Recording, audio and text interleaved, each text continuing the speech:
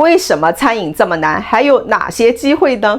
这2天看了一堆餐饮行业的报告，有这么几个数据：新开业商户次年退出率高达 46.4%， 堂食客单价下降 10.2%， 超过 80% 的高价位餐厅不得不降价，餐饮人天天忙，却发现利润越做越薄。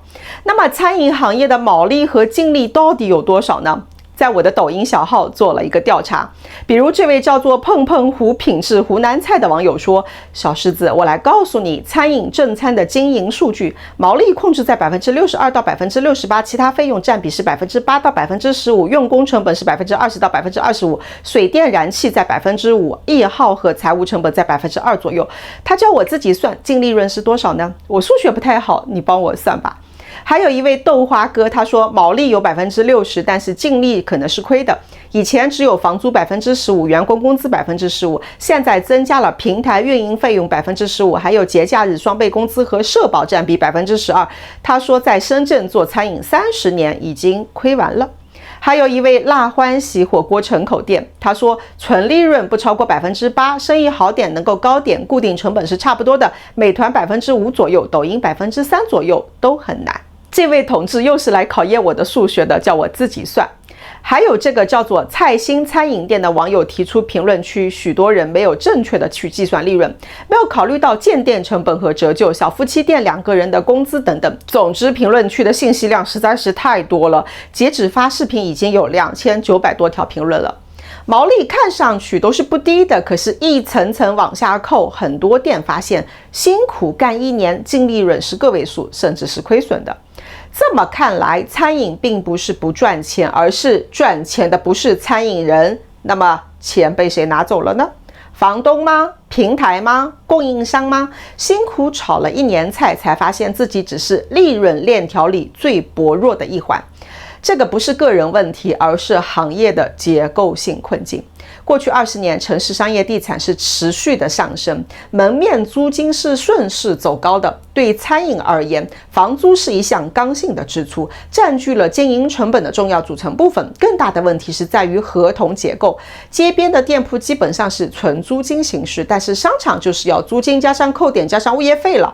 账面租金之外，还有一圈的隐形租，很多合同带着是阶梯递增的，比如每年要递增 5%， 位置好的人流量大的是没有问题，但是很多时候位置和人流它是错配的，人流不等于客流。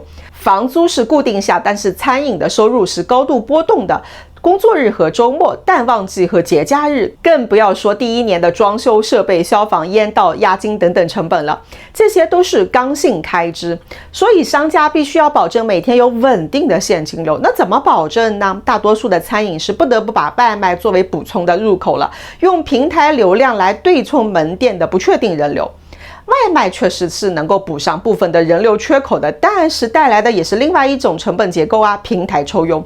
如果叠加满减补贴、流量推广，实际成本可能会更高。很多商家为了获得平台的推荐位，还要继续的去投放广告，形成了房东之外还有流量房东。结果就是原本依赖门店位置的人流要靠房租买，如今依赖平台流量还要付佣金和推广费，那就是说线下要付地租，线上也要交地租，两边相加，利润空间就被进一步压缩了。平台给消费者的承诺是30分钟送达，这就意味着餐馆必须在10几分钟内完成出餐。堂食久了就是最多被埋怨，但是外卖一旦超时就可能带来差评和排名的下降。在这种压力下，很多餐馆就不得不调整出餐的逻辑，通过预制菜来缩短门店的操作环节。菜品不再是完全现炒现做，而是加热，但是效率提高的另外一面是成本结构的转移。过去餐馆直接买菜雇厨师，如今则要依赖中央厨房和预制菜厂商。供应链的标准化确实是省下了不少时间，但是利润也确实切走了一块，从房东到平台再到供应链层层分走了，餐饮人依旧是利润链条当中最薄弱的一环。而与此同时，居民人均可支配收入并没有跟上房价上涨的速度。我从国家统计局下载了居民人均收入比上年增长是平均 5% 左右，但是过去20多年房价的上涨可不止 5% 啊。还有一个数据，全国居民主要食品消费量从2021年达到峰值之后，呈现了一个下降趋势。这说明了什么呢？餐饮的困境不只是在成本端被分走，更在于消费端的收缩了。年轻人开始计算每一笔支出，午餐要么是拼团，要么是干脆自己带饭了。那么机会在哪里呢？这2天爆出的罗永浩和西贝预制菜事件倒是给了我一些启发。先声明，我并不是专业的餐饮人士，不能提供专业的意见。以下内容可当作闲聊。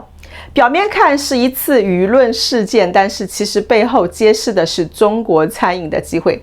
消费者的期待和资本的逻辑正在正面碰撞。问个问题，为什么中餐主要是炒，而西餐主要是烤？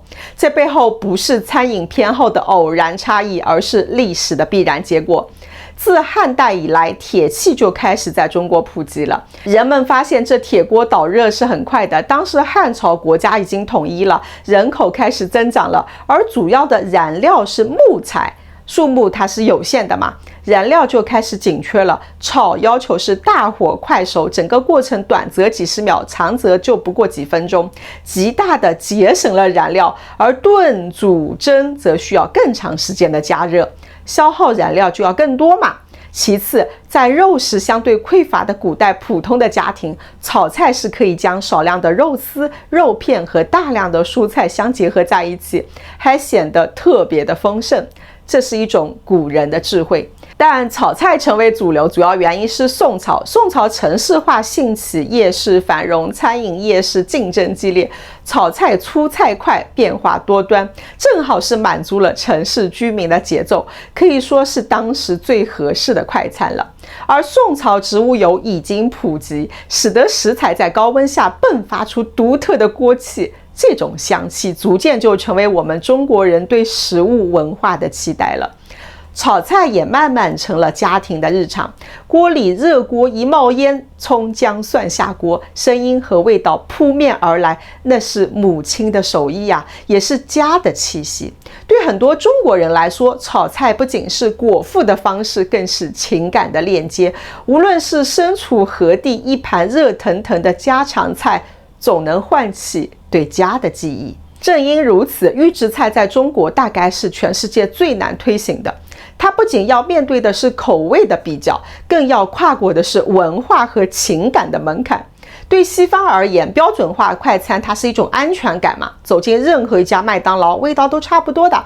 面对中国人来说，饮食的魅力恰恰是在于差异化。